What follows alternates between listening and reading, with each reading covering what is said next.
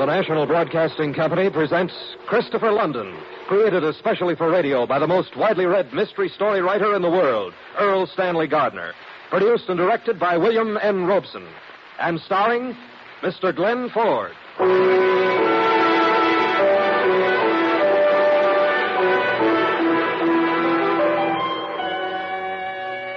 I am Christopher London, private investigator and sometimes student of the teachings of the Orient. In the faraway monastery of the moon of yesterday in the hills of western China, I learned many things. I like to think that one of them was tolerance, but I find it hard to be tolerant of greed and murder.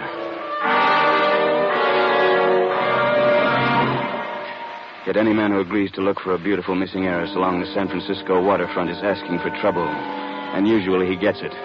In this case, it was me, and I got it. It started in the lavish Nob Hill home of Arthur J. Manners, attorney at law, where I had been invited on a professional basis.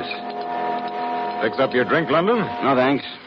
I asked you to come here because I didn't want to talk about this thing at the office. Oh, it's a nice place you have here. Awfully nice. Oh, it's too big, too expensive. Now, first I'd better show you the young lady's picture. To Arthur, my dear friend and guardian, Helen. Oh, she's a beautiful girl, Mr. Manners. Too beautiful. Too rich, too spoiled. From the time her parents died 5 years ago, Helen Falconer has been a constant worry to me. And now this. This time I'm really worried. Now, let's see. You said a week ago she arrived on the plane from Mexico. Yes, for her first visit in more than a year. She wired me when to expect her, and she was on the plane. I checked. I found somebody who remembers seeing her get into a dark blue sedan. And that's all, London. She's disappeared. Vanished. And just when I have to produce her in court next week for an accounting of my guardianship. What about relatives, friends? No living relatives and no friends in San Francisco. She's never here for more than a few days at a time. Doesn't live anywhere for more than a couple of months at a time. The French Riviera, Rio, New York, Acapulco. Only time I know where she is when she wires me for money. You've checked the hospitals, I suppose, and the morgue. Certainly. Why haven't you gone to the police? Afraid to. That's why you're here. Where did I put that? Here, you better take this. Driver's license. Yeah, she applied for it last time she was here. Age, height, hair, eyes, and so on. Thumbprint, signature. Might help. It might indeed. You'll know her by a ring she wears. She never takes it off.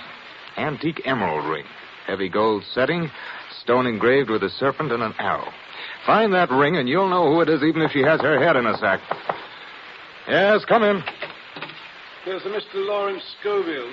Oh, tell him to go away. I'm busy. I said I'd call him if I heard anything. Yes, sir. Oh, Scoville. I should have told you about him, London. Claims he's engaged to Helen. Met her recently in New York. Well, maybe not. Says she wired him she was coming and to meet her here in San Francisco. Spends his days mooning around my office. I wish he'd go back to New York. He gets on my nerves. Well, maybe I'd better start by seeing him. No.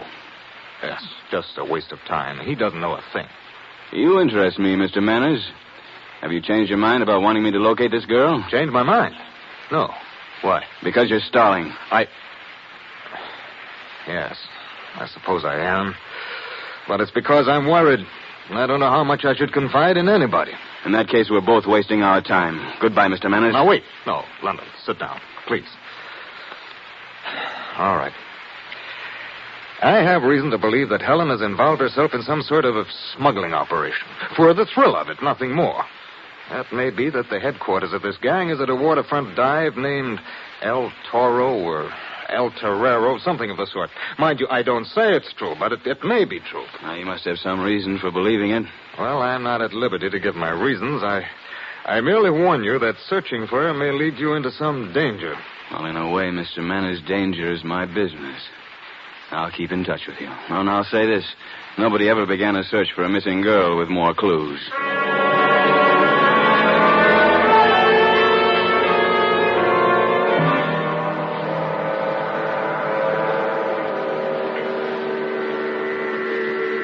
A waterfront dive named El Torero, or something of the sort. Well, it wasn't in the phone book, but I thought I knew how to find it. You take a stroll along the Embarcadero in the fog, and you might find anything. I'm sorry. It's okay. I didn't hurt you, did I? No.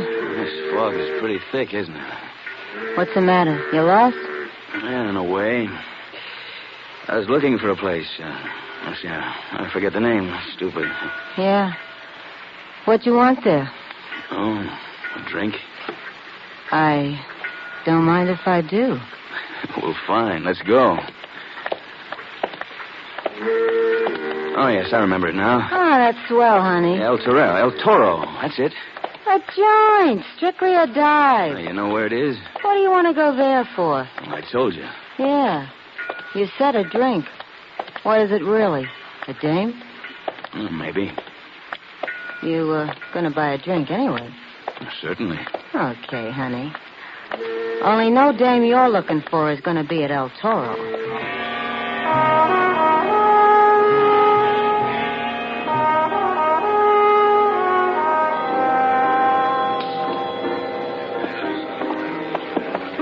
I'm gonna sit at a table. Sure. How about right here? Huh? Yeah, okay. Yeah, I got the chair here. Hey. Now that I see you in the light, you know you ain't a bad-looking guy. What's your name? Smith? Yeah, Smith. I thought it was. I'm Babe. What'll it be, folks? Make mine a ginger bourbon. I think you can find an El Toro or its equivalent on any dockside in the world. The retreat of the Happy Companions in Hong Kong was another El Toro. And the sanctuary of the affectionate friends in Shanghai was another. El Toro. A small, dark place within the sound of the sea, where men speak in low voices to each other of their plans and schemes to catch fortune by the tail. In the small, dark place, there were 7 or 8 seafaring men, a couple of women sitting together, quietly, waiting, I think, for something that would never come. Now, there was a piano player, a bartender, and a waiter, and Babe and me. At another time, perhaps El Toro would have been raucous with the sounds of fighting and of laughter, but tonight it was brooding in the fog, waiting. Hey, Babe, I've been looking all over for you. You found me. Mr. Smith, this is Gus. Say hello to the man, Gus. Hello. Hello, Gus. Who asked you to sit down? My feet hurt. Just make port, Gus? I'm Mary Maloney.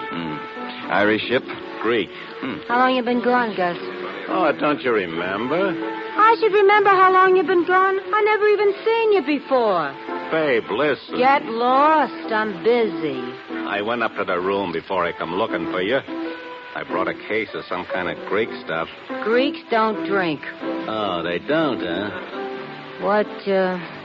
What else did you bring? We're still married, ain't we? Who says we ain't? Yeah. I brought some perfume and stuff. Oh, come on, then, you overgrown droop. Is it okay if I take a poke at Mr. Smith? Mr. Smith's a friend of mine. Oh, but, Babe, I just got... Okay. Just one, though. Stand up, Mr. Smith. You're in the wrong port. It'll be a pleasure. Hey, Babe, where's my upper plate? Here, droop. Oh, that's lucky. Not even cracked. That's a nice lift you got, Mr. Smith. No hard feelings. No, not at all. Then try my lift.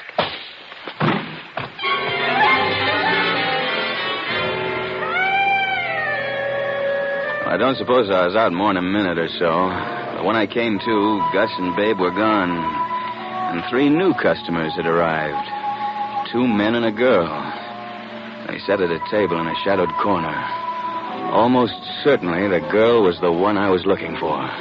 Okay, mister? Yeah, I'm all right. Oh, I'll clean this up. Oh, what hit me? First day's home from a voyage. Gus always does that. He don't mean no harm. What do you have?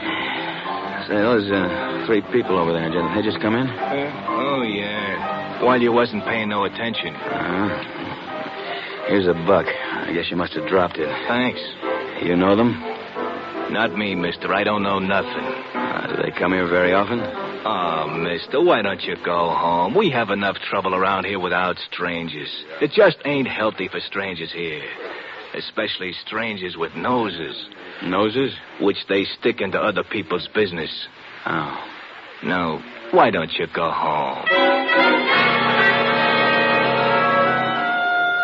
I recognized the girl from the photograph Manners had shown me. Although her hair was a different shade, She was heavily suntanned, and the clothes she wore left so little to the imagination that it was hard to concentrate on her face. But if I had needed further proof, I saw the flash of emerald green as she lifted her hand to her cheek. The men with her? One was Oriental, Manchurian probably. The other may have come from the Middle East. Suddenly they seemed to come to some sort of agreement. I got up. The Manchurian spoke an inaudible word or two to the girl, and the two men left El Toro together. Well, it seemed obvious that they would soon return, so I took advantage of the moment. Excuse me, Helen Falconer? What? Who? You're Helen Falconer? That's what I thought you said. I never heard of her. Have you got a minute? Sit down. Thanks. Now, you don't want to change your mind. About what? About being Helen Falconer. I told you I never heard that name before. What's this all about? You know, it's funny. I got an idea that I was intended to meet you here. You were intended to meet me here? Yeah. Or Helen Falconer. Oh, we're back to that again, huh? You know, I'm getting kind of tired of Helen... What's her name already? Did you really want to meet her? Yeah. You see, she was supposed to look exactly like you. Oh, you don't know her then? Well, a man showed me a picture. Arthur J. Manners, an attorney. And she looks like me? Exactly. How do you like the way she looks? Oh, I like it. Have you got a name? Yeah. Christopher London. Now, what difference does it make? Call me Helen if you want to. Helen... What's her name? Cigarette? Helen? Thanks. Yeah. That's a good-looking case. Gold? Yeah, I guess so. Oh, it's shiny as a mirror. Here, take it back before it sticks to me. Thanks. Oh, here's a light. You know, I'm wondering about you. As a matter of fact, I'm wondering about me, too. What do you mean? Well, I'm wondering if I could get up right now and walk out of here. And forget me. Yeah, and forget you. Do you want to try? Not yet. Say, it's a beautiful ring. Is it an emerald? Oh, it's just some kind of green stone. Hey, mind if I look at it? It's carved, serpent and arrow. Well, I imagine that's pretty valuable. Aren't you kind of taking a chance wearing it around a place like this? I usually wear it turned around with the stone on the other side, like this. Why not simply leave it at home, then? Oh, no. I never take it off. Yeah, sort of good luck charm. Sort of. Has it brought you any? Good luck? Yeah. All the time, Christopher London. All the time. Helen. Oh, yes, that's me, isn't it? Yeah. Hey, does the name Scoville mean anything to you? Lawrence Scoville? You know more people that I never heard of. Helen, listen. I'm serious. Now, do you know who you are? Do you know where you are? Where were you a week ago tonight? Oh, 2 weeks ago. Well, a month ago. Don't you know? Of course I know. Well, then where? Why do you care? Well, answer me. No. Answer me, Helen. Can't you remember? Now, where are you going? Don't come with me. Why? They'll be back soon, and I have to go. Not without me. Waiter, how much? $1.20. All right, here you are. Come on, Helen. Christopher, don't. Come on. Now, what are you afraid of? Christopher, can you see in this fog? Oh, not much. Neither can I. Hold on to me. Helen, it's important. Who are the men you are with? The men who are coming back. Hold me. Now, don't you understand? You got to answer my question. I don't know. Hold me, Christopher.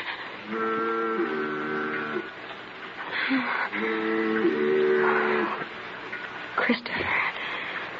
Helen. No. You mustn't ask me anything. It's not safe. Well, if you're in danger... I'm in no danger. I know what I'm doing, and I'm safe and protected. But don't ever try to find me again, Christopher, because that's dangerous for you. Worse danger than... Look out!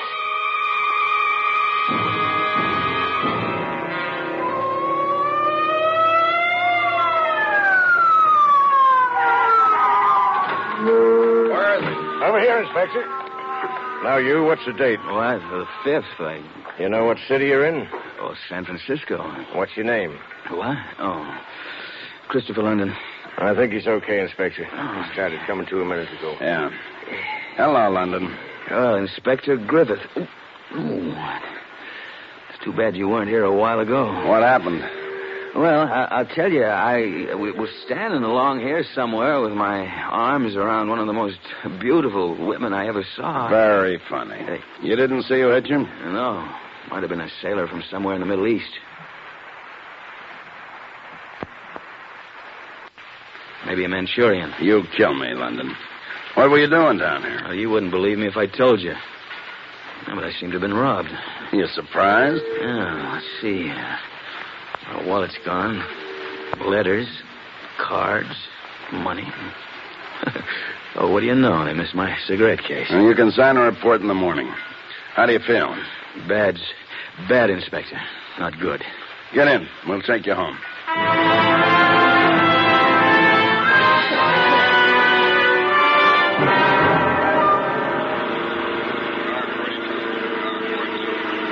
Want to stop at the receiving hospital? Oh, our song will take care of me. Oh, yeah, that Chinese boy of yours. Is he a doctor, too? Our song can do anything. And do it with quotations. Say, Inspector, I'm going to ask you a favor. Yeah? Right, here's my cigarette case that those guys missed. It's got some fingerprints on it. Will you have them checked fast? Give it to me. Not careful of those prints. Tell your grandmother. You know, it takes a while. Even if I told you where to look in the file? Well, that might help. A driver's license. Issued to Helen Falconer, this city. What's the angle? Well, if there is an angle, you'll be the first to know. Now, you can let me out here. Okay. San Francisco Police, 11 p.m. San Francisco Police. Helen, Falconer. Dan, I want that cigarette case back. You'll get it after I check.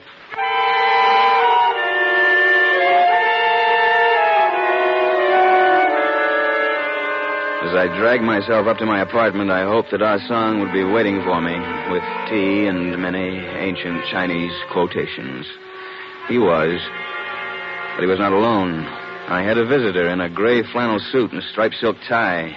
Mr. London, I'm Larry Scoville. I wanted to talk to you about Helen Falconer, but the way you look, I guess it'll have to wait until tomorrow. That's all right. That's all right. My injuries aren't fatal. Now, sit down. I'll be with you in a minute. All right. Come, Mr. London. I will make first aid. This warm, damp cloth will soon erase the signs of violence, as the soft snow hides the scars of the gardener's toil. Are you still bleeding? There is no more blood now. May this helpless one inquire what happened? Hand me the towel. Oh, here. Thanks. I don't know, Ah Song, but I got an idea that this is not the first nor the last blood that will be shed in this case. Here. Has Mr. Scoville been waiting long? Not long. That looks a little better. All right, I'll see what he wants. Oh, bring us something to drink, will you?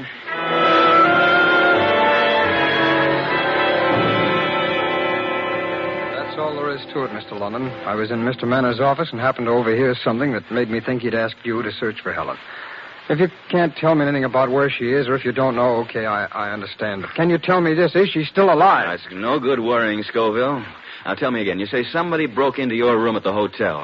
Now, at what time? Oh, it must have been between 8 and 10:30 tonight. And nothing was taken? Nothing at all. You're sure about Certain. that? And you've no idea what they were looking for? I can't imagine. All right. Scoville, have you known Helen a long time? Well, only a few weeks, really, but it was long enough for us to fall in love. And you don't know very much about her. I mean, who her friends are or what she does here and abroad. Well, No, I guess that's true, but... I'll get it, Ah Song. Why, Mr. Manners. Good evening, London. Oh, come in. I was in the neighborhood, and I thought I'd take a chance that you were still awake because Oh, Scoville. Hello. Well, you had an accident, London? More humiliating than painful. It's nothing. Oh, sit down. Oh, no time. I'm on my way home. I just stopped in to tell you... this concerns you, too, Scoville. To tell you that I've seen my ward and talked with her. Oh, you did? Is she all right? Quite all right.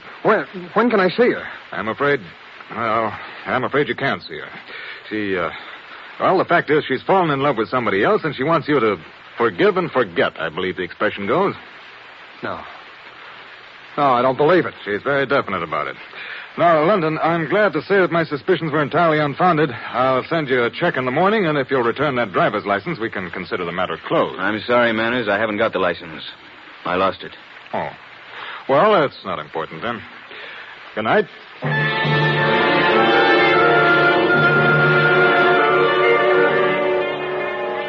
After Manners left, I got my hat and coat, in spite of Asang's protests. And then I had trouble with Scoville. You know something about Helen, don't you? You're going out to meet her now. Scoville, there's nothing I can tell you. I'm going with you. I don't believe Manners.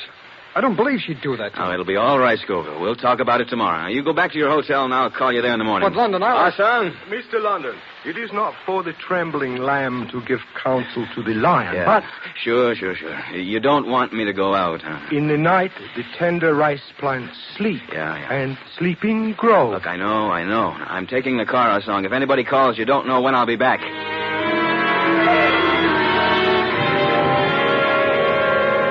I left poor Scoville standing on the street. I got my car out of the garage and headed for the waterfront. For a while, I thought another car was following me, but the fog made it impossible to be sure. I parked my car about 2 blocks from El Toro and started to walk up the Embarcadero.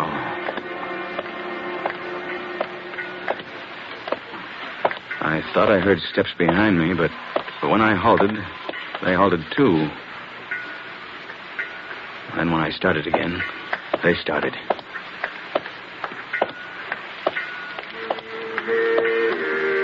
I'd walked about a block when...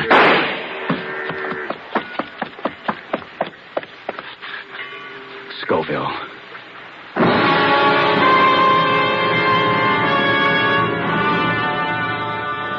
Back a block, I found a telephone at an all-night drugstore and was lucky enough to get Inspector Griffith at Homicide. Okay, London, I've got it all. Go back and wait till we get there. Now, just a second. Did you find out anything about those fingerprints? Yeah, I'll bring the cigarette case with me. Well, did the prints match? Yeah, they match. I thought they would. So what? So now you know who dame is named Helen Faulkner. Wait for us. But I didn't wait for Griffith and the men from Homicide. I passed the crumpled figure that had been Lawrence Scoville, alone and shrouded in the fog. There was nothing I could do or say, so I didn't pause. He had been alive, and now he was dead, but uselessly, wantonly dead. In front of El Toro, there was a taxi waiting. The door was open. A girl came out, her face concealed by a veil. But I saw a flash of emerald green as she entered the cab. There was no need for me to follow her. I knew where she was going. I knew where she had to be going. And I was sure that with some fancy illegal driving, I could get there first.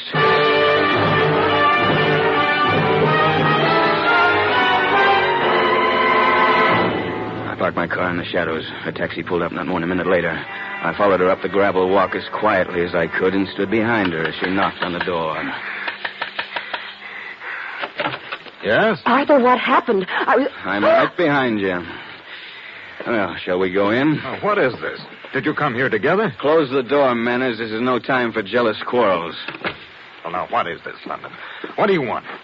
I want to make amends for the death of a young man who died because I unconsciously led him to his murderer.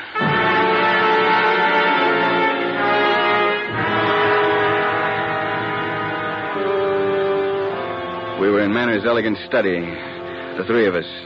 A girl, still beautiful, but pale and tense. Arthur J. Manners, attorney at law, calm now, almost too self-assured. And Christopher London, who probably looked as if he'd spent a night in a bowling alley as a stand-in for a 10-pin. Now, Manners was being pleasant. Oh, I'd never seen him quite so pleasant. Well, I'm glad that you and Helen could meet here. We met at El Toro. With the briefing you gave me, I couldn't have missed her. You arranged our meeting.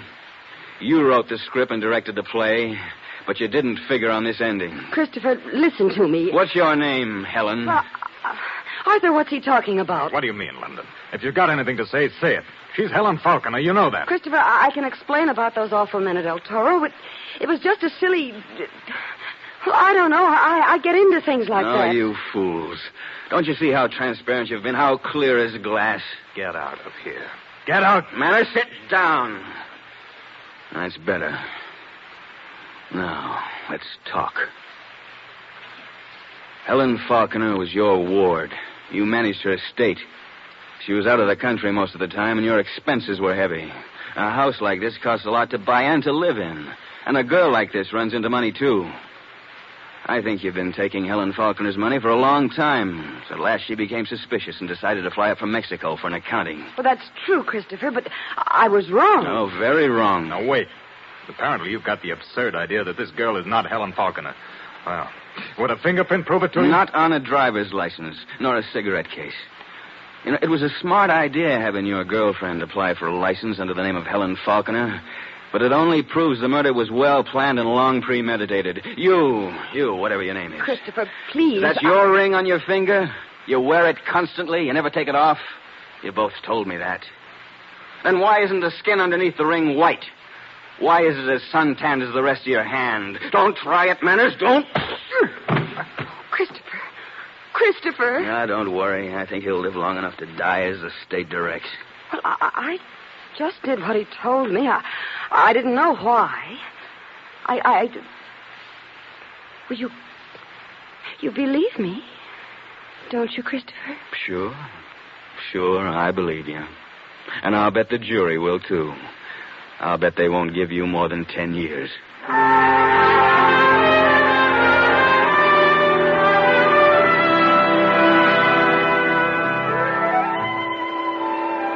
Yes, Asang, you and your revered ancestors were so right. Oh. Yes, greed and duplicity go hand in hand with murder. Arthur Manners killed Helen Faulkner on the day she arrived from Mexico. Her body, may never be found. But Manners will die because he shot Lawrence Scoville. Scoville must have worried him. Oh, yes, the murderers must worry. And he went through Scoville's hotel room because he was afraid the boy might have a picture of the true Helen Faulkner. Then he had to kill him because he followed me. If Scoville had seen the girl I thought was Helen, well, the whole thing would have fallen apart. And the young lady? Oh, the misguided girlfriend of an attorney at law. With time off for good behavior, she will still be as beautiful when she gets out. But why were you called in at all? I was the patsy. If the question were ever to come up, I would have been called on to swear that I had found and identified the missing Helen Faulkner and returned her to her worried guardian. That way, Manners would have gone right on receiving the money from the dead Helen Faulkner's estate. Only what? Only Manners forgot that the phony Helen Faulkner's license had been issued less than 6 months ago. And Manners forgot that he had told me that the real Helen Faulkner had not been backed in the States for more than a year. Well, Asang, we wouldn't have made that mistake. No, would we? Oh, no, Mr. London. This humble one can manufacture his own official document when necessary. Yeah, sometimes, Asang, I think it's a pity that we didn't choose a life of crime. Oh, no, Mr. London. It's very appealing, but unrewarding. Remember it is said, if a man walk even tippy-toe on road of wrongdoing, his reward surely waits him at road's end, the hangman's noose. How true. But you meet such attractive gals along the way.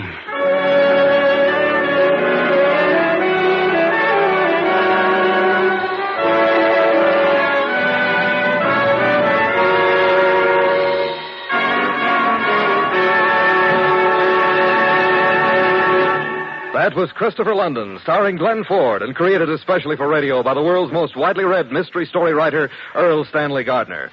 Christopher London is produced and directed by William N. Robeson, and was tonight written by Mindred Lord, with music composed and conducted by Lynn Murray. Mr. Ford's supporting company included Joan Banks as the phony Helen Faulkner, Ben Wright as Arthur Manners, Charlie Lung as Asang, Florence Hallop, Ted DeCorsia, Peter Leeds, Will Wright, and Stacey Harris. Be with us again next week when Christopher London returns. What's on NBC today? 1 hour from now, you'll hear Charles Boyer and Dorothy McGuire in the Theater Guild on the Air. And then the American Album of Familiar Music later today.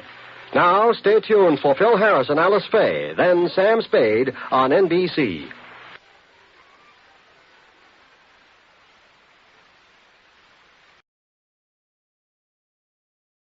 With a knife in his back, a nameless Filipino in San Francisco.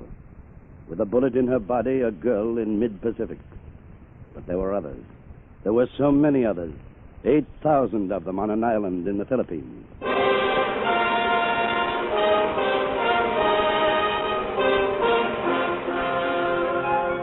The National Broadcasting Company presents Christopher London, created especially for radio by the world's foremost mystery writer, Erle Stanley Gardner. Produced and directed by William N. Robeson, and starring Mr. Glenn Ford.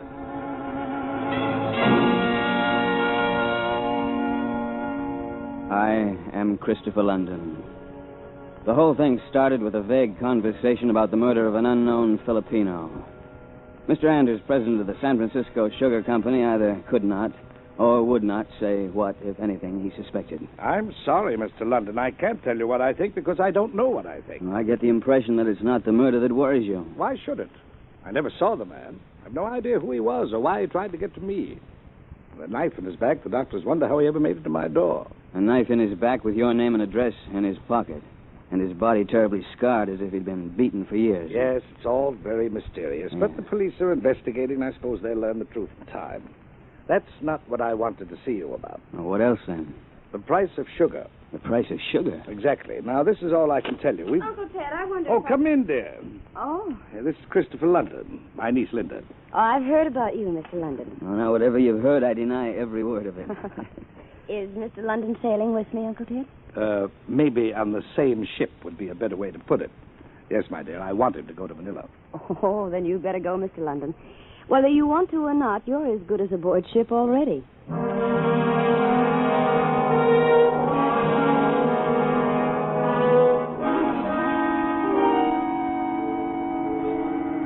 Well, I'd better get ashore, Mr. London. Well, there's still a few minutes. Yeah, I suppose. How do you like the stateroom? Oh, it's very elegant. Good. Now, is there anything else you want to know? Well, you want me to find out how a company named Southern Cross is able to go on underselling your product. And that's all? That's all. Frankly, Mr. Frankly, Mr. Anders, I don't get the reason for all this outlay of money here. This stateroom. Don't you? Maybe it's because if you don't come back, I'd like to think you died in luxury. Well, London, bon voyage. Linda will be waiting for me at the gangway. Keep an eye on her, will you? And look out for yourself, too.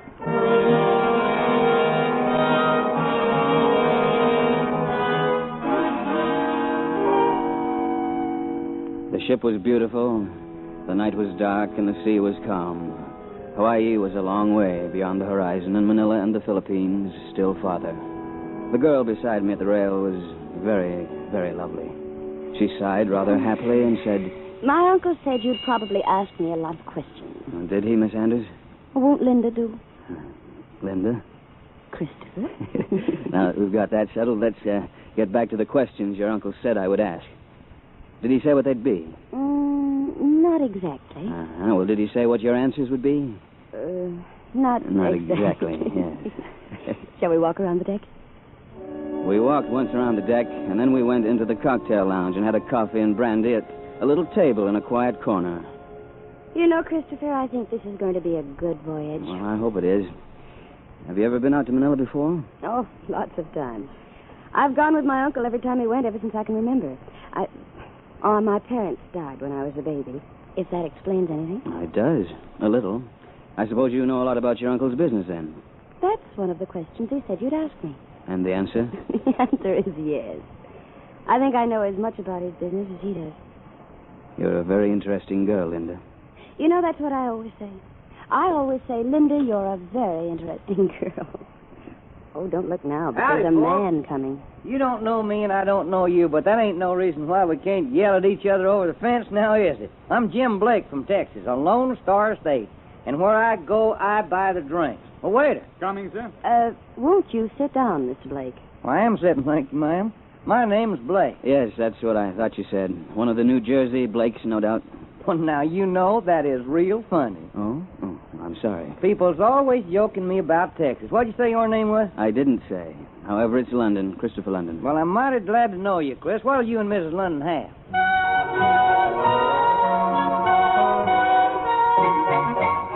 15 or 20 years later, Linda and I pried ourselves out of the heart of Texas. She said she was tired, so I took her to her stateroom door. Good night, Linda. Sleep well. Oh, come in for a minute. What? All right. Just for a minute. There's something I want to give you. Sit down while I find it.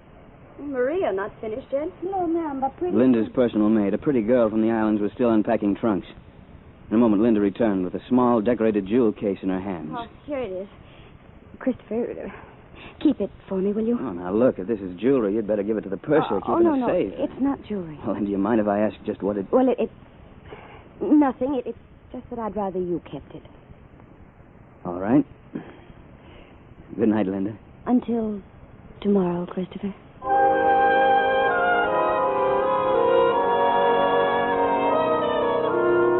I took the jewel case back to my stateroom and found that somebody had shoved a note under my door. It read, "Take off that beard, we know you." The writer had a sense of humor. But in my experience, the most dangerous enemies are those that laugh.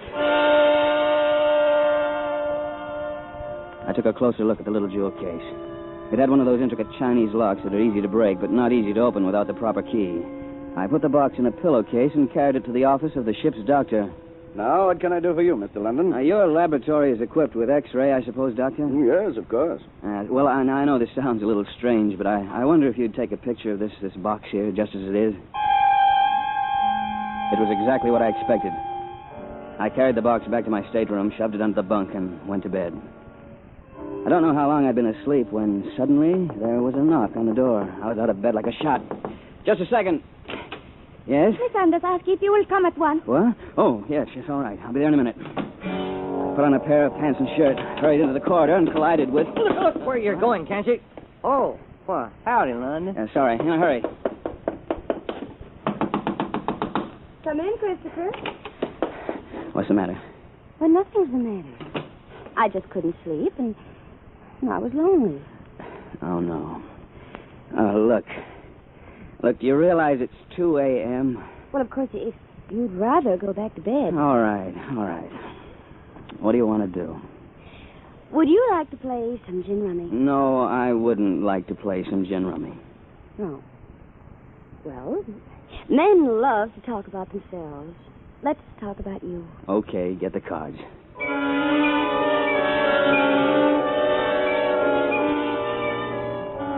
We played a few hands in silence, and then Linda asked... Christopher. What? What did you think of Mr. Blake, the Lone Star stranger? You ever been in Texas? No, why? Well, I wonder if he has. You mean you think... Oh, forget it. I've got gin. Oh. And now, if you think that I've been away from my cabin long enough, I'm going back. Away from your cabin long enough? I don't understand. Well, I just wondered if that precious jewel box of yours would still be there. Christopher, you don't think somebody's taken it? Would it make any difference? You opened it. But you had to break the lock off, didn't you? Well, what are you talking about? Because the lock was filled with solder. It couldn't be opened. Well, I didn't open the case, Linda. Then why are you so casual about it? Because it was filled to the top with just what you said was in it. Nothing. But... No, I'll save you the trouble of asking. I had the thing X-rayed. Oh. Yes, you can say that again. Oh, forgive me, Christopher. It was just a sort of a trial. My uncle and I wanted to be sure you were clever enough for this job. And you are clever, Christopher. Really clever. You're the only man I ever met who's smarter than I. Christopher, would you consider kissing me goodnight? Yeah, I'll consider it.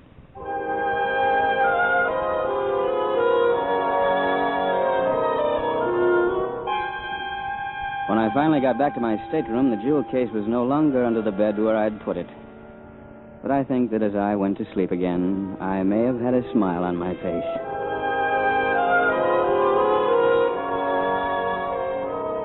The days that followed were filled with shuffleboard, and the nights were filled with dancing.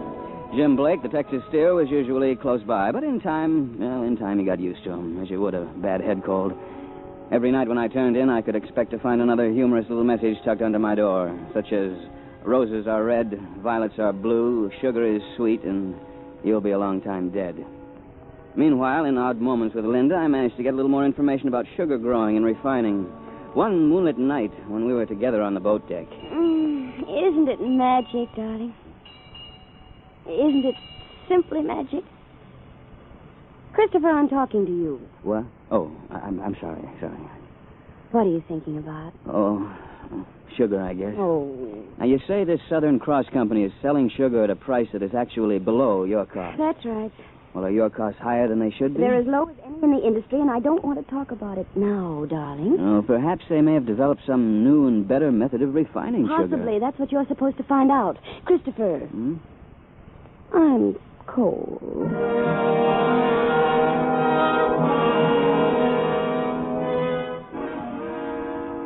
A few days after leaving Honolulu on the way to Manila, we entered a bank of thick fog, like a damp, clinging shroud. And it was in the fog that tragedy struck, suddenly and without warning. I was standing at the rail near the stern, looking out at nothing, listening to the foghorn and the beat of the ship's engines, when... I couldn't see a thing. I ran in the direction of the sound. Groping through the fog, I found a white coat flapping emptily, caught in a boat davit. It was Linda's coat.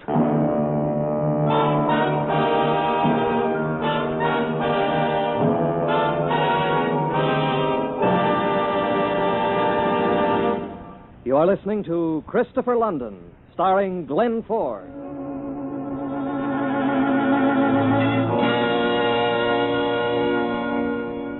It was an apparently harmless mission that Anders had asked me to undertake, simply to find out how it was possible for a rival sugar refining company to undersell his product.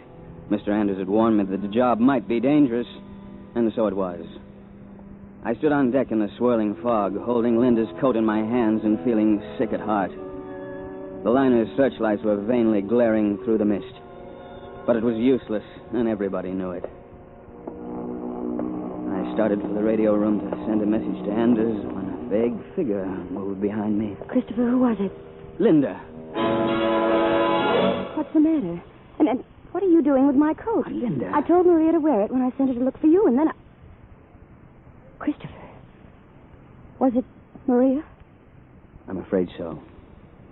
Oh, poor Maria.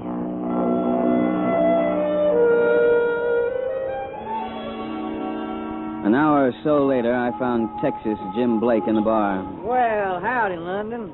Double scotch and soda for my friend here. Very good, sir. Well, that was right nasty business about Miss Anders' maid, wasn't it?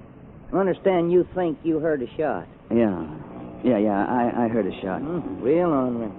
Who do you think would have wanted to kill that poor girl? If I was in charge of this boat, I'd look for a gun that had been fired lately. Well, I doubt if you'd find it at the bottom of the ocean. You think you'd throw it overboard? Wouldn't you? Well, now, I suppose I would. That reminds me of a story I heard about a cowpoke back in Texas. Seems he was Mr. Blake, do you ever get tired of that accent? How's that? What? I just talk the way folks talk in Texas. This ain't no accent, son. That's Texas talk. Yeah, okay. Oh, by the way, were you in Dallas or Galveston when Maria was shot and pitched over the side? London, let me ask you a simple question. Why do you care where I was at when that shot was fired? You think I killed her? Did you? In Texas... Yes, I know. In Texas, they shoot men for less than that. You're joking me again, London. Hey, you know, London, I've been thinking. Now, naturally, I know Miss Linda and her uncle is interested in the sugar business in the Philippines, and just as it happens, I got an interest in sugar myself. I'm some stock in a company named the Southern Cross. You ever hear of it? Southern Cross Sugar? Yeah, sure. I've heard of it. They got a plantation of something like 50 square miles on the island of Negros, haven't they? Yeah, 50 square miles of sugar cane. That's what they tell us poor stockholders. But I'm from Texas, and I don't believe nothing that I don't see. Folks that run this shindig say we can sell more sugar and cheaper than any other company in the world. Well, I got money in this proposition, Chris. Good Texas money, and I'm going to see for myself. You and Miss Linda wouldn't want to come along, would you? Sort of look over the plantation with me? Why, Mr. Blake, I just bet Miss Linda and I would be charmed to look over the Southern Cross plantation with you. Oh, you're always joking me, London, but I mean that invitation. Seriously. And I mean it. Seriously. Well, then that is just wonderful. Tomorrow we'll be in Manila. I got me a boat waiting for me, and they tell me the trip to Negros just ain't nothing. Have another drink.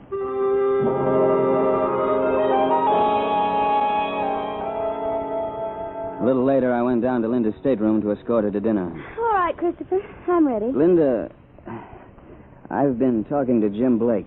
Oh, the Texas steer? He's not funny. I think he's a killer. What? Yes, I think he tried to kill you and got Maria instead. Now he wants you and me to visit the Southern Cross plantation. Says he has Texas money in it. But why, Christopher?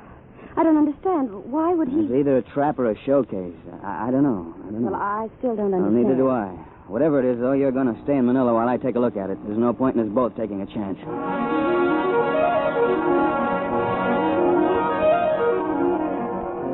I left Linda in Manila at the local office of her uncle's company. Blake and I went on together to the island of Negros and the huge Southern Cross plantation. It rained constantly, and the growl of distant thunder was almost continuous. The director of the plantation was a suave, expressionless fellow named Juan Ibarra, who used words as if he were translating from another language. Coming from the south is bad weather, senores. Very bad storm. Well, if you haven't been in a Texas storm, you don't know what a storm is really like. What time is it, Chris? It's about 4. Well, now, let me see. We done pretty well for one day's inspection. We've gone through the refinery from top to bottom, saw the loading dock, drove through one of the fields of sugar cane. Well, what do you say we go back to the house and have us a drink? Yes, I could use one, Blake.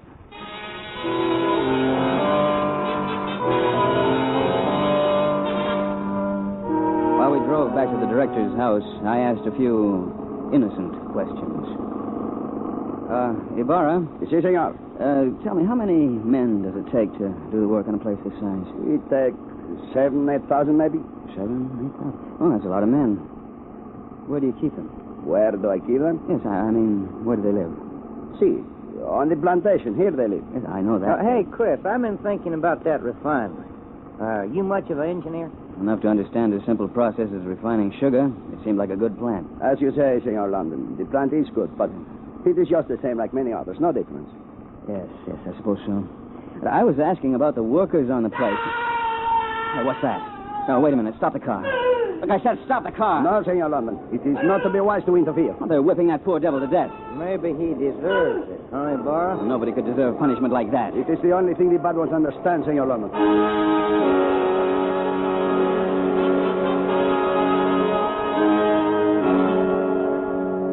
And the subject was dropped, just like that. A few moments later, Ibarra led Blake and me out in front of the plantation house and drove the Jeep away to the garage.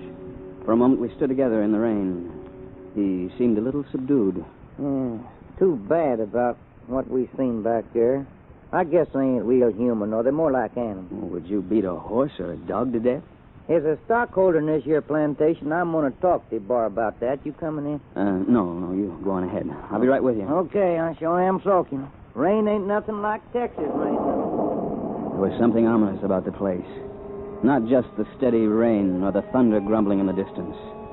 Not just the cruelty I had glimpsed in the sodden jungle. No, it was something more. It was something worse than I was willing to let myself believe. As I entered the house, I saw that the living room was dark and apparently deserted. But there was a log blazing in the fireplace, so feeling damp and cold, I went and held my hands to its warmth. Senor London? What? Oh. Well, hello. I am Dolores, Senor London. Hello, Dolores. I was told you like scotch and soda. Yes. I have a drink all ready for you. Here, by the fire. A drink for me, too. Well, you or somebody seems to think of everything. No, thanks. You're Mrs. Ibarra, I suppose? No, senor. I am just Dolores. Oh. Is your drink as you would have it? Yes, just right, Dolores. Senor. Yes, Dolores. Just right.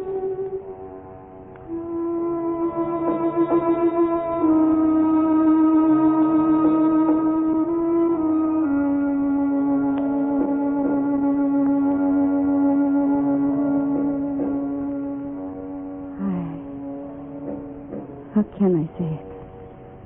I had expected you to be the same.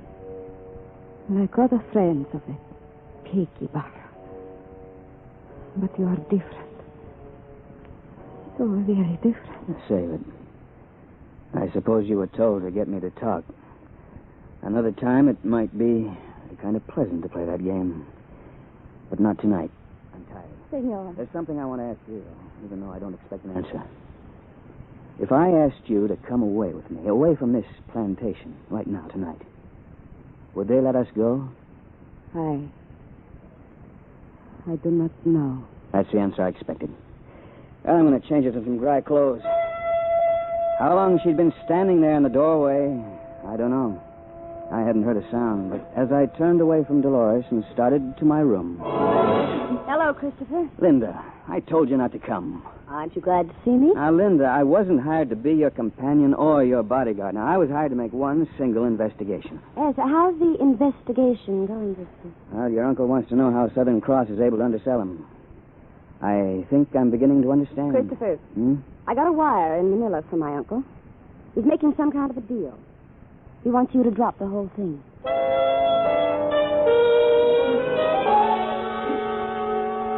And that was that. I was just to drop the whole thing. But the whole thing was something I couldn't drop. Too much blood had been shed. Late that night, when the others were asleep, I stole out of the house. The center of the storm had veered around to the east and seemed somewhat nearer. By the flashes of lightning, I found the road I was looking for, the road Ibarra had avoided during our tour of inspection. The path wound through the jungle for perhaps a quarter of a mile and then came to what was unmistakably a concentration camp. The miserable collection of shelters was completely surrounded by a high stockade of steel and barbed wire. The single gate was guarded by a sentry with a Tommy gun. One look was enough.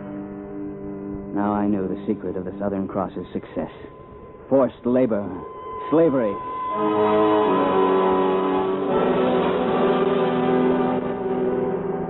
I returned to the house and cautiously opened the door. Well, howdy, Chris.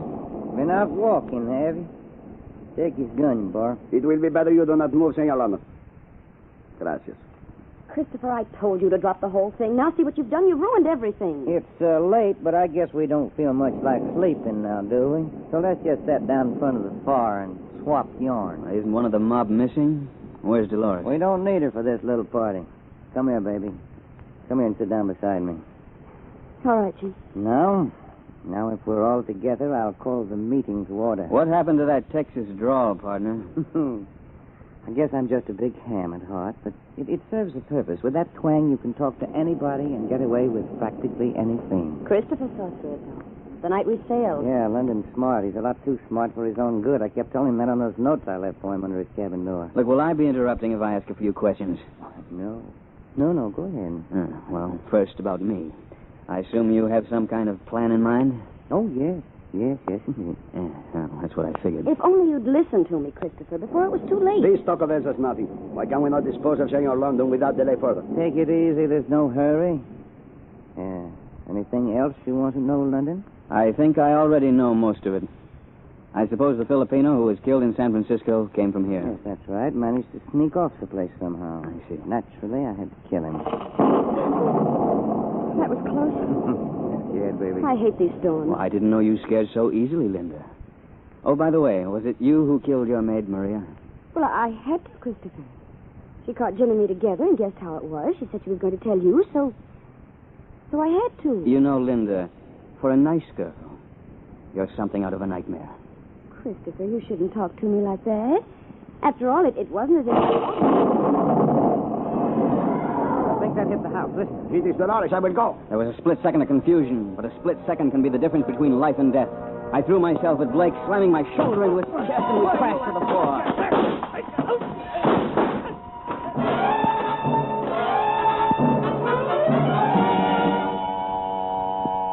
I got out of there with a broken left arm and a revolver. I don't know whether it was Blake's or Ibarra's. I don't know how much damage I did, but at least there was nobody following me as I retraced the road to the slave stockade. A sentry was standing at the gate holding a Tommy gun cradled in his arm. I got as close to him as I could, sheltered by the trunk of a huge mahogany tree, less than 15 feet from the gate. And then he heard me. Halt! Who goes there? Now listen to me very carefully. I'm giving you a chance to save your life. Drop your gun and open that gate. Who are you? A friend. Open the gate and let those men out. And I'll give you one more chance. I don't want to hurt you. Now, let those men out. Well, if that's the way it's got to be...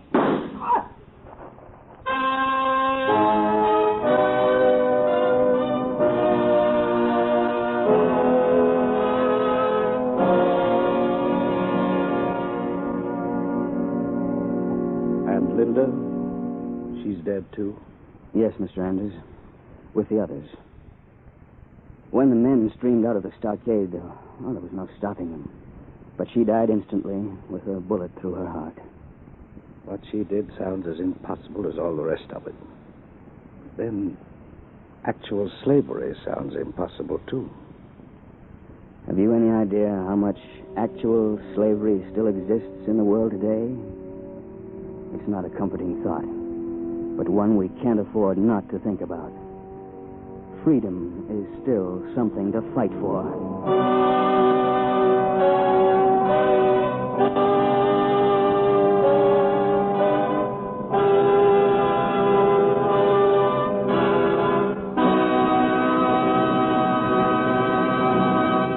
That was Christopher London, starring Glenn Ford, and created especially for radio by the world's most widely read mystery writer, Erle Stanley Gardner.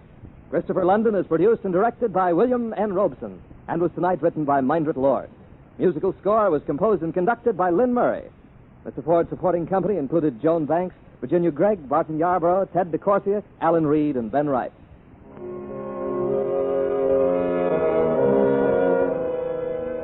Mystery fans, you'll find two other great pulse-packed adventure programs on most of these NBC stations every Monday night. Listen tomorrow night for Night Beat and Dangerous Assignment in 1 hour of intrigue and adventure on NBC. On Night Beat, you'll meet Randy Stone, as portrayed by Frank Lovejoy. You'll travel the night beat of a newspaper with Randy as he searches the big city for a story to make good reading in the morning edition. Then it's time for Brian Donlevy in Dangerous Assignment. Wherever there's trouble brewing throughout the world, there you'll find soldier of fortune Donlevy chasing down the forces of evil to their very lairs. These two programs, Night Beat and Dangerous Assignment, add up to 1 hour of the best in action-packed adventure mystery, and you'll hear them both tomorrow night on NBC.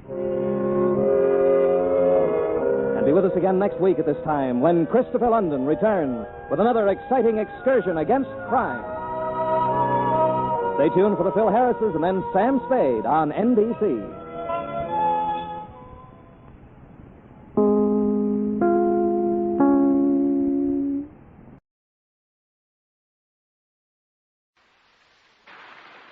In New York, a famous composer sips his brandy and dies, and a lovely lady vanishes. On the French Riviera, a childish tune is played again and again behind a locked door. Jagged pieces of a horrible puzzle fitted together into a pattern of murder by Christopher London.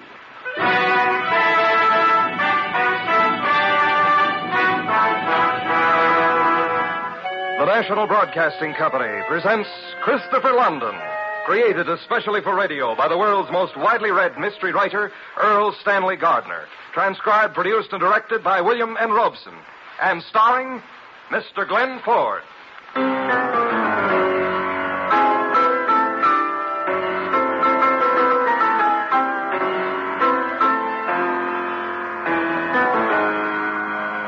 I am Christopher London, who can't even take a little walk in the moonlight with a beautiful woman without finding a dead body in his path.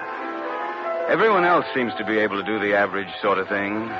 Go to a show or a concert without the man in the next seat winding up with a stiletto in his back, but not me, no.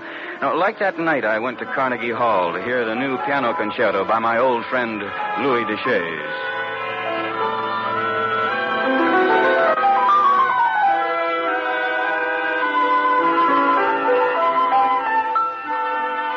Louis was the kind of man you seldom come across anymore. Vital despite 60-odd years, with an eye for the ladies, 20 cigars a day, evenings of brandy, roulette, and romance. Well, after the concert, he slipped away with me to a small bar around the corner from Carnegie Hall where we could chat quietly. Oh, Christopher, how I detest to listen to my own music. Oh, nerve-wracking. It will be good to get away, to relax. No music, no work. Where are you going? Wandelka. She has written me to spend a holiday at her chateau in Monte Carlo. Wandelka, the pianist? Yes. Oh, that's a great artist. I've heard her play. Oh, one of the most remarkable women of our time. Even now, at 60, she can captivate the heart of men half her age. The vitality, the allure. I fell in love with her twice in my life. Once at 16 and again at 40. I even wanted to marry her. Me, Louis Deschaise, willing to marry. But I couldn't afford her. Extravagant? Oh, that is an understatement. Wadelka, she lives to the hilt. Compared to her, I'm middle class. Oh, how that woman lives. The fortune she's lost at roulette, the racing car she has bought, the chateau she's lived in. Oh, she sounds wonderful. At 60, she is not only a great pianist, linguist, mathematician, poet. You know, you sound as though you're still in love with her. It's too bad you couldn't afford her. Oh, need I tell you how little a composer like me earns? Few concerts, the sale of records. That is all. Oh, for a man with my taste, it has been hard. But now, all will be changed. Christopher, when I return, I should be a wealthy man. How are you going to manage that? I cannot tell you, Christopher. I beg your pardon. Huh? Is this seat taken? Oh, no. Do sit down, mademoiselle. I was at the concert. Oh, it was a beautiful concerto, Mr. Duchesse. Oh, you know who I am. Oh, how nice. And you are? Oh, just a girl called Anne. Anne, this is Mr. London. Hello. Hello. Another round, gents. How about you, young lady? Yes, the young lady may have whatever she wishes. Oh, no, I only intended... Oh, but I insist. Oh, thank you. A vermouth cassis, please. Another cognac for me. Christopher? No, thanks. Anne, may I tell you that you are the most beautiful young lady that I've met in many a dull year? Christopher, isn't she exquisite? Very. Yes, I'm partial to lavender eyes and red hair. Thank you. Perhaps you are musician. Oh, no. I'm nobody. Oh. It's strange, my sitting here with two men who lead such exciting lives. I, too. Heavens, I know the name Christopher London. There's your drinks. Oh, thank you very much, yes. To your concerto, Mr. Duchesse. To your beauty, Mademoiselle Anne. Thank you. Oh, look. Isn't that a turbie over there? Where? Over there, in the corner. Turn around and tell me. No, resemblance, but it is not a tourbillon. No, I see now. It isn't. Oh, dear, what time is it? Let's see. It's, 11:40. Oh, I must make a phone call. Do excuse me for a second. I'll be right back. Oh, la. Oh, such beauty. Oh, that soft skin. That red hair. That red hair is one of the finest wigs I've ever seen. Oh, Christopher, ridiculous. No, somewhere I've met her before. But where? You cynical young man. Oh, no, my friend. You are so wrong. You are... honey, I am dizzy. What's the matter? My eyes, What? Christopher! Wait a minute. What's wrong with him, mister? He's dead. Gee. How? You better not wash that cognac glass. I have a hunch the police will find poison in it. Getting us to turn our backs. That's the oldest trick in the world. We fell for it. That redhead? Yeah, the beautiful, phony redhead.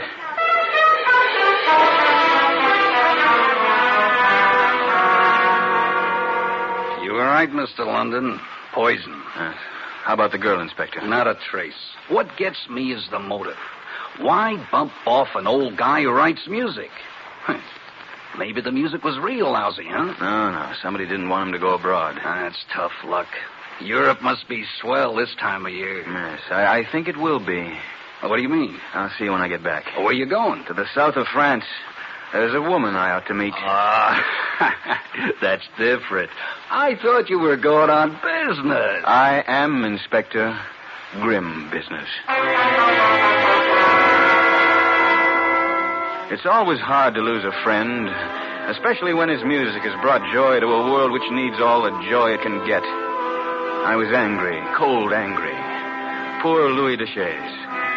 Never again to see his old love, the great, the famous Wandelka. And to come back a wealthy man. What did it all mean? Why should he die at the hands of a girl with lavender eyes and a lilting voice? So I boarded a plane for France.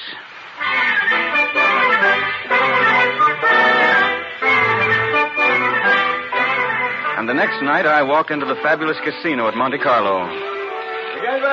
I went from table to table, looking for the artist and woman known as Wandelka, when suddenly... Hello, London. Huh? Well, Phil Zeruccio, huh? How time flies. Last time I saw you, a grand jury was indicting you for murder. Yeah, but I got a good mouthpiece. How's Broadway? Yeah, a lot safer since you were deported, Phil. I got news for you, London. I ain't particularly delighted at seeing you here. Afraid I'll spoil some little project you're working on? Listen, I'm a respectable businessman here. Bought myself a chain of restaurants. Pure as the driven snow, you might say, speaking of me. I'll bet. Probably every politician from Marseille to Rome is bribed up to their beards. Talk sweet, London. Better yet, don't talk. Just beat it. Get out of Monaco. Try Bulgaria or Iceland. You know, I've often wondered, Zeruccio, did you really have 40 guys killed off like the DA said? Or was it all a mistake? I'm warning you, London. Stop needling. I got pull in Europe. I can have you out of here in a day. Keep your nose clean and stay out of my hair. I knew Phil Zeruccio. Compared to him, Lucky Luciano and Lepke were sissies. Or was he on the level about turning over a new leaf? And what was he doing here in a plaid dinner jacket, wandering about the casino of Monte Carlo? Did he know the girl of the lavender eyes? Had he ever heard of one Delka? I strolled out into the gardens, thinking. Penny for your thoughts, Kit. What? Oh, Professor Sullivan. Oh, bless you, Kit. It's good to see you. I've missed you dreadfully. How did you know I'd be here? Intuition, my now, friend. Wait a minute. Don't kid me, Professor. Every time I'm working on a case, you pop up. Havana, Paris, everywhere I go. Ah, but you pay me so well, Kit. Now, can I do any favors now for you? I'm your humble servant. You can trust me. Oh, yes, always for a price. You've been in jail since I last saw you? Oh, only a fortnight. In Algiers. Oh, Kit, Algerian prisons are gloomy places. Well, I suppose I've got to let you help me. Yes, that's right. You're my conscience, Kit. You always pay me to do something legal and save me from evil associations. I've a proposition. Oh, those words are like rose petals. How much? Oh, 50. What do I steal? Do you know a woman called Wandelka? Oh, yes, a great woman. Great pianist. A beautiful... Take me to her chateau. Oh, now I'd be cheating you if I did that. See, the poor lady was... Did you say was? Yes. May the saints cherish her. Wandelka died yesterday. Tomorrow morning is her funeral.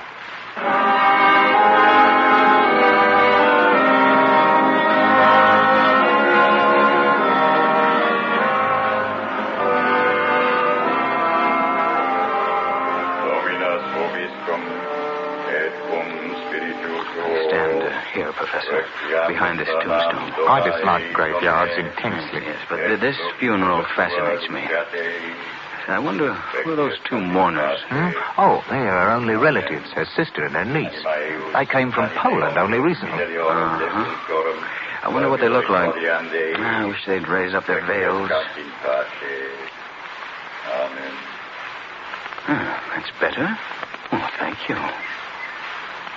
Well, the mother must have been a beauty in her day. Wandelka was even more beautiful, at 60. Her only relatives, huh? Oh, yes, that's right. She never married, did she? Oh, the niece is exquisite. Now, there now. Isn't she the most beautiful brunette you've ever seen? So she just came from Poland, did she? Yes. Well, the day before yesterday, I saw her sitting at a bar on 56th Street in New York in a red wig. Oh, that's impossible. No, she came from Poland. Oh, Professor, it grieves me to tell you this, but you're a liar.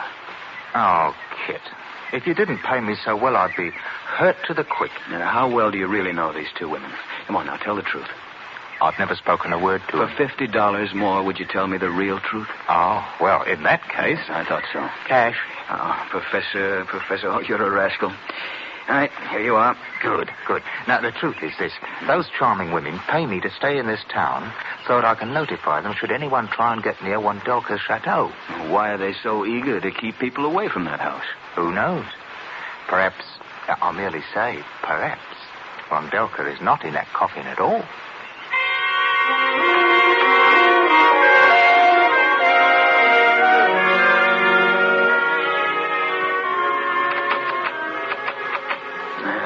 I've got another pass key here. Might do it. Kit, we'll get into trouble entering without permission. You're a stickler for ethics at the wrong time, Professor. There now. That does it.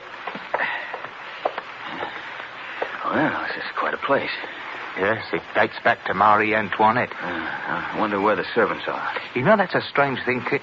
A few days after the two women arrived here, not a servant could be located. Oh, naturally.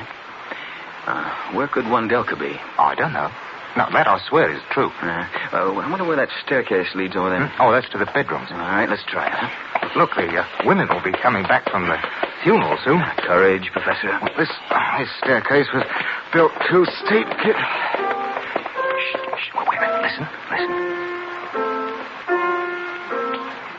Behind that door. Perhaps that's Wandelka. Undoubtedly. Let's see here. That's locked. Wandelka. Wandelka, is that you? Yeah, it gives me goose pimples to hear that. A great pianist playing like a child, feeble-minded, insane, maybe? Yes. And why is she being kept a prisoner in her own house?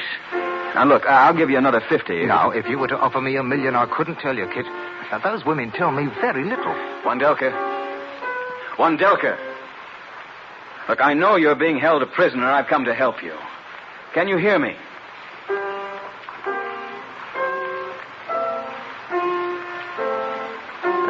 It's like a lunatic asylum. Come on, let's get out of here. Yes. So they'll be back soon, and I want to meet those lovely ladies on a different basis. But, Kit, what does Wandelka mean to you? A friend of mine loved her.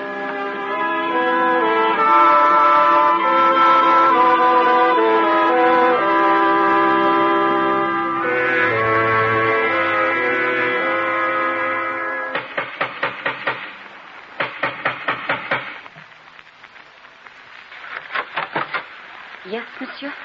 I have come to offer my condolences at your loss. I'm from America. I played many times in the Philharmonic Orchestra when Wandelka was the soloist. Won't you come in? Mama, this is an American gentleman who knew poor auntie. He has come to pay his respects. You come at unhappy time. Won't you sit down? Thank you, madame. Your sister was one of the great musicians, one of the great women of the century. She inspired me to love music and to love life. She will be remembered as was Bernhardt and Duser and Madame Curie. Oh, I'm glad to know someone young and a foreigner still holds her memory dear. What was the cause of her death, madame? Pneumonia. She insists on going to casino. She loved to play roulette. And that night it rained. And she caught cold. She was so weak and... Oh, don't cry, Mama. The past is over. Why are there no servants here to attend to your needs, madame? We wish to sit here alone with our grief. Oh, but we are being ungracious, Anna. The wine... Ah, your name is Anna. Yes, my sister had always a great wine cellar. You stay here, Anna, and entertain the gentlemen. I will get the wine. Why you look at me like that, monsieur? I came to find death, and I found beauty. Thank you. It is so seldom one sees a Polish girl with hair so black. My father was part Italian. Oh, I see. You know, were Renoir alive today, he would wish to paint you. Your coloring is exquisite. The black hair, the lavender eyes. You make love to me, monsieur. You choose a most unhappy time. Oh, but when a man is swept off his feet, love does not wait on birth or death. I had heard how impetuous Americans were. No. What would my mother say? Oh, she's still in the wine cellar. You are wicked. Oh? Well, then, one kiss. Yes.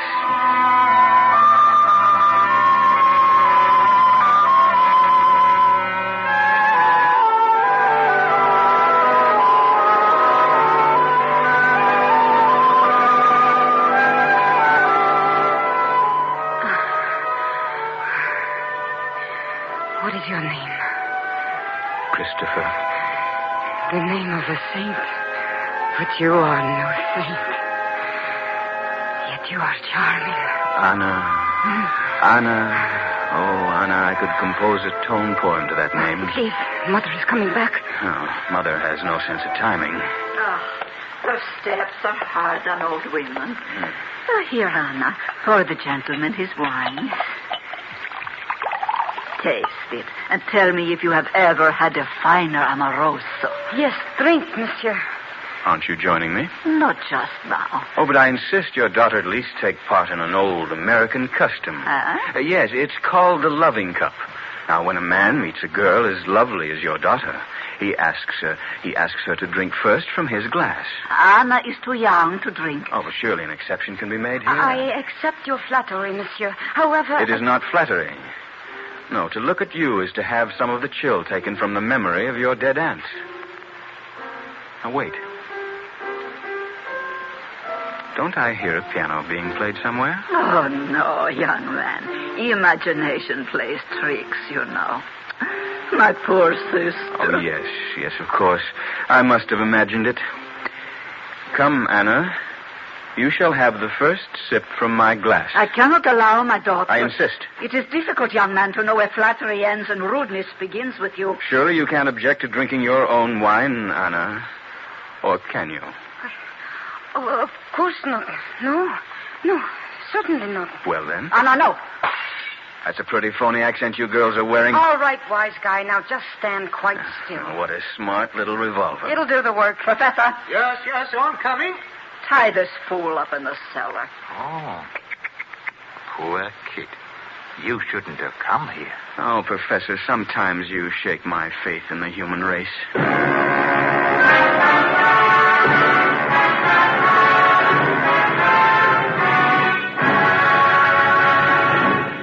You're listening to Christopher London, starring Glenn Ford.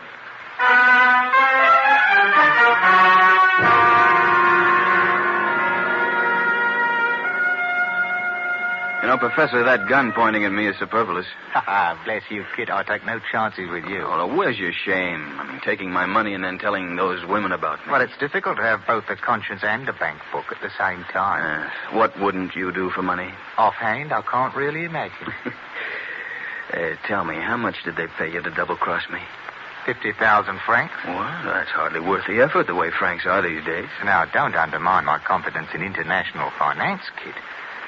You know, I pity you. Here you'll sit and starve while they go on trying to get her secret from her. What secret? I wish I knew. I asked Lottie, that's the girl who calls herself Anna. Lottie's from Newark, New Jersey. Worked in a burlesque for a while. I'll bet she did. I asked her what secret would Wondelka have. She only snarled at me. It's amazing how beautiful women can snarl. Louis Deschaze was poisoned at the bar by Lottie. Why? He was coming to visit Wondelka. He was sure he'd strike it rich. Now, what had Wondelka written him? I mean, why should she, of all people, be kept a prisoner? Why the fake funeral? Too bad you'll never know the answers. You think they're asleep by now? Oh, yes. Oh, think of that wonderful woman, Professor. Haven't you any sentiment? Well, for $500 in American money, I could weep buckets. And at the same time, cut your cords. 200. 5. Either my price or I sit here and I starve. Now, which is it going to be? Oh, well, naturally, I can't let you die. That's the deal. There's no use unless I get to that room upstairs. Oh, by the merest chance, I picked the old lady's pocket. What? Yes, I have the key. And for another 50... No. Oh, well, what can I do? My heart can't allow you to be eaten by rats. Oh. Wait, here. I'll cut you free. That's it. Well, you're a noble soul, Professor. Yes. Now, here's the key. Now we go upstairs to find Wondelka. Oh, not me. No, I've had enough for one day. I'll go back and have sweet dreams in your hotel room. Now then, give me the money. Oh, I haven't it on me. How about tomorrow? Fortunately, in the past, your credit has been good. Well, Kit, we come to the parting of the ways. I back to town, and you to... Yes. Who knows where?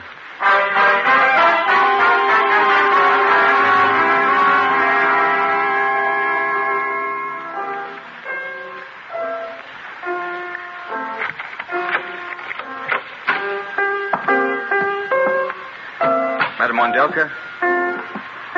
Madame Wondelka. Oh, I are you? I don't know you. Go away. I don't know you. Please try to understand what I'm saying. It's very important. I've come to get you away from these women. I don't know you. Yes, I know. All right, I know about that. Now, we're going to get you out of here. I'll take you to a hospital. I'll take care of you. You'll be well again. Please, will you stop playing and listen to me? My name is Christopher London. I'm a friend of Louis Deschamps. Ah, good. I had to make sure. Thank heaven you have come. The fools, the arrogant fools. Who did they think they were browbeating some poor little old lady? How easy it was to pretend I was out of my mind. You say you know my friend Louis. Yes. He was all set to sail for France when he was murdered. Murdered? Oh, no. Poor, poor man. How horrible. Yes, well, I hated to tell you, but... Well, at my age, one's friends die, one by one. Who killed him? That girl. It was that girl, wasn't it? Yes. Oh, poor Louis. He was always a boy at heart about a pretty face. Like I am about a handsome face.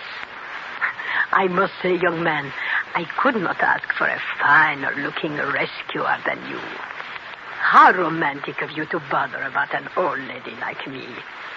Well, not really an old lady.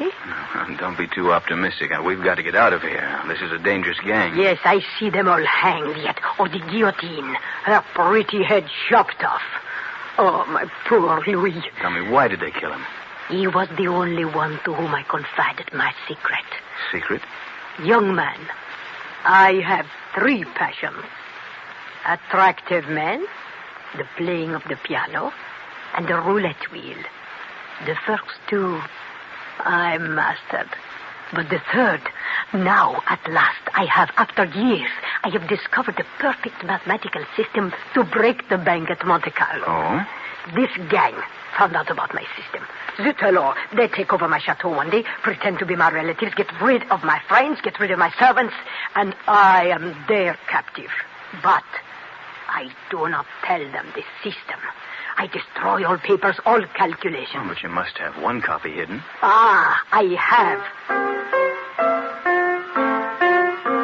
Now, look, this is no time to play... This is it. This is the system. Well, what do you mean? Play the tune in the key of E, using B flat as the code for number 1. That's the old musical code. Naturally. Played and varied 5 times. When it's decoded, the entire numerical system is spelled out. I've kept it in my mind all this time. Played it so I would not forget. Oh, yes. Okay, wise guy. I told you to keep your hands off. Hello, Zeruccio. You're at the bottom of all this, huh? Oh, what are you going to do? Don't beat me again. Shut up, you idiotic fool. Stop playing and come across with that system. What system? I'm just an old lady. Oh, quiet! My arm! Oh, my arm! Smart work, one second. Oh, no, you don't, Zeruccio. Out of my way, London. Not so fast. Get his gun. I have it. Shall I shoot them both? It would be a pleasure. You're not insane. No, and my fingers are exceptionally strong, thanks to Mozart. You silly girl. I'll stand guard, Monsieur London. You get the police. What about the other woman? Where is she? It does not matter. If she shows up, I'll take care of her. If she does not show up, the police, they will find her. Well, you're everything that Louis said, madame. Brave, wise, and beautiful. Oh, I think soon I shall play a concert dedicated to you, monsieur.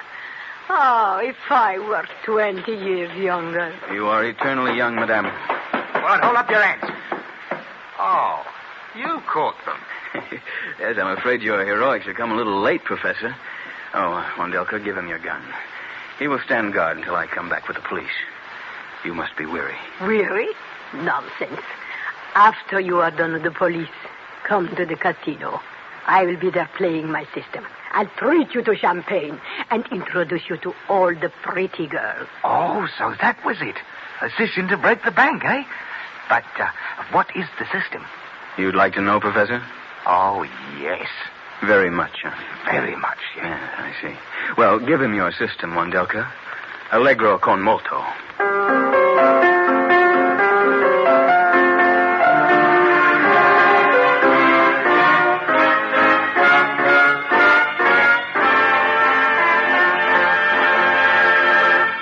That was Christopher London, starring Glenn Ford. Transcribed, produced, and directed by William N. Robeson.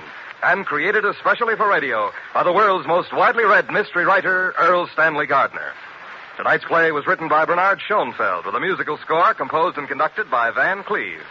Included in Mr. Ford's company were Ben Wright, Eleanor Audley, Ramsey Hill, Jeanette Nolan, Ted DeCorsia, Georgia Ellis, and Rick Vallon.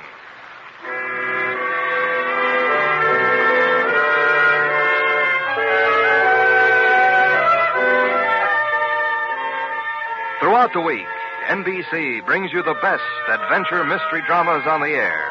You'll hear action-packed, fast-moving plots to hold your interest right up to the smashing climax on such thrilling programs as Big Town, Mr. District Attorney, The Big Story, and Dragnet every week on most of these NBC stations. On Dragnet, you'll hear the documented cases from the Los Angeles police files. The Big Story brings you true tales from the front pages of America's newspapers. Mr. District Attorney, the champion of the people, takes you through an exciting episode in the conviction of a criminal.